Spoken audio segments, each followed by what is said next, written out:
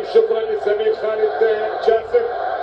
مشاهدينا الكرام متابعينا في كل مكان اينما كنتم عبر قنوات الكأس الرياضية، هلا هي كلمة نعم سمعناها هنا في البصرة في العراق. هلا انتوا اهل الدار واحنا ضيوفه. هلا ومرحبتين ببلاد الرافدين. هلا كانت تعنى من قلب كل عراقي هنا على ارض العراق. هلا هي كلمة هل بها اهل العراق لكل اهل الخليج عندما حضرنا واتينا على الارض الطيبة. هلا عين غطا وعين فراش. هلا ويقولون هل السمرة هل البصرة.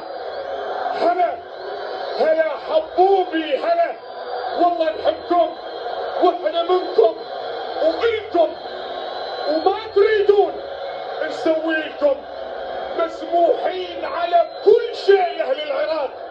هنا مشاهدينا كما بدأنا عبر قنوات الكأس الرياضية في لقاء كبير في خليج 25 من كان العراق. نحن هنا على أرض العراق بدأنا وها هنا هذا المشهد الختامي كما تشاهد عزيزي المشاهد في الوطن العربي الكبير.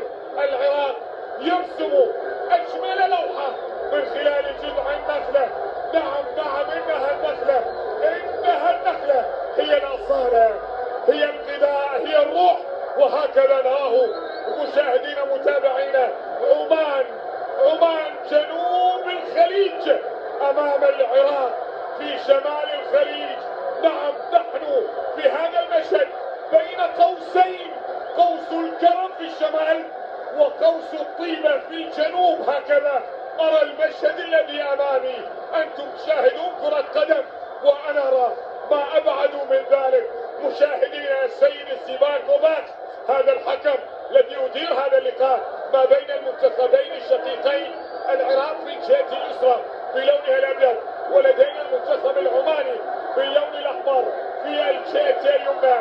نعم هي الأعداد واحد، وينطلق نهائي كأس الخليج ما بين العراق وعمان. الأمنيات كل الأمنيات بأن نرى لقاء مثيرا، لقاء كبيرا، لقاء نعم نفخر به لسنوات طويلة على مستوى بطولات